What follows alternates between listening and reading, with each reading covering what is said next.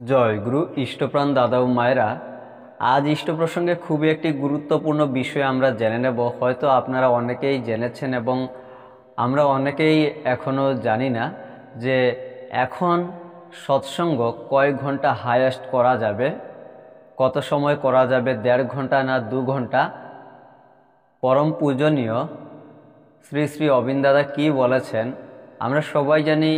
এই মাসের 4 ও 5 অক্টোবর সৎসঙ্গ দেওঘর ধামে পরম প্রেমময় শ্রী শ্রী ঠাকুরের 138তম শুভ জন্ম মহোৎসব তৎসহ 341তম সৎসঙ্গ ঋত্বিক সম্মেলন দেওঘরে উদযাপিত হয়েছে। তো সেই ঋত্বিক সম্মেলনে পূজনীয় অবিন দাদা কী বলেছেন, সৎসঙ্গ কত সময় করা যাবে, 2 ঘন্টা না 1.5 ঘন্টা, এই ভিডিওতে বিস্তারিত রয়েছে। নতুন হলে পেজটি ফলো করবেন, ইউটিউব চ্যানেলটি সাবস্ক্রাইব করে পাশের বেলটি বাজিয়ে রাখবেন নিত্য নতুন ইষ্ট প্রসঙ্গ দেখার জন্য। তো আমরা পূজনীয় অবিন দাদার সেই শ্রীমুখের অমৃতময় কথাগুলি জেনে নেব। ভিডিওটি প্রচুর শেয়ার করবেন যাতে তথ্যগুলি সবাই জানতে পারেন। সৎসঙ্গটা 1.5 ঘন্টার মধ্যে শেষ করার চেষ্টা করবেন। যদি সৎসঙ্গ করতে করতে ভীষণ আনন্দ হয় তাহলে এটাকে 2 ঘন্টা অবধি করা যেতে পারে। আচ্ছা, না না না না দাদা, আপনাদেরকে বুঝতে হবে যে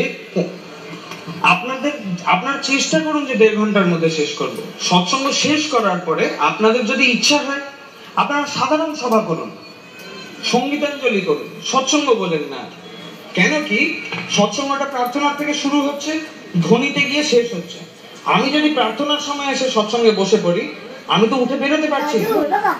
আপনারা যে এখন কনফারেন্সে এসে বসেছেন, উপস্থিত হয়েছেন, 2 ঘন্টা হতে চলবে, আপনাদের বাড়ি যাওয়ার ইচ্ছা করছে কিন্তু আপনারা উঠতে পারছেন না। কিন্তু তাই না, যে বসে পাছা ব্যথা হয়েছে, কারো ডায়াবেটিস হতে পারে, তার হতেই পারে যে বাথরুমে যেতে হবে, কিন্তু ওকে জোর করে বসে থাকতে হচ্ছে।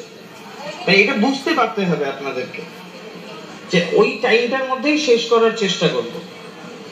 আর যদি সৎসঙ্গ শেষ করার পরে আমরা সাধারণ সভা করি, যত ঋত্বিক দেবতা যাজকরা এসেছেন, যদি কোনো নতুন লোক বক্তৃতা দিতে চায় তারাও দিক, কিন্তু পরবর্তীকালের জন্য আমাকে এটা রেখে দিতে হবে না। বুঝতে পারছি তো, চেষ্টাটা এটাই। আর যদি